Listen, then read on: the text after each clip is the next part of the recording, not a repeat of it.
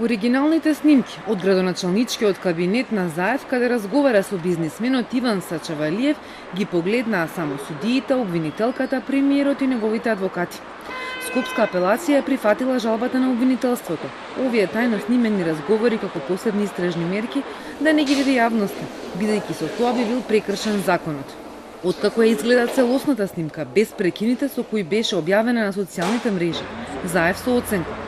Вели се покажало дека случајот е наместен со цел да се оцрни и со помош на агент-провокатор кој бил уценуван. Кога се зборува за парите, се зборува за железо, за цемент, за тули, комплетно за организација за црквата. И апсолутно мене ми е драго што овие комплетни докази судот ги има во предвид и сум убеден веќе дека предметот треба да финишира, секако судот ќе се изјасни за овие работи. Апсолутно ми е драго што ни судска постапка го разобличивме целиот предмет, буквално, како што реков, го отворивме како пупка и преку испитувањето на сведокот, преку презентирањето на оваа снимка, минатото рочиште ги слушавме сите телефонски разговори од примерките кои што беа. Апсолутно верувам дека на сите им е јасно дека се работи за монтиран случај, кој што ќе заврши и со ослободителна пресуда.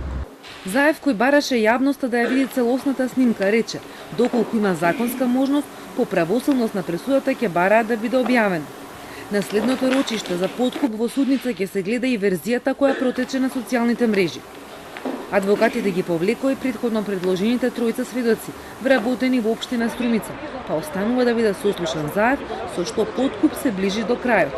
Премиерот одговара дека како градоначалник на Струмица побарал подкуп од 160.000 евра од бизнисменот Сачавалиев за откуп на државно земјиште.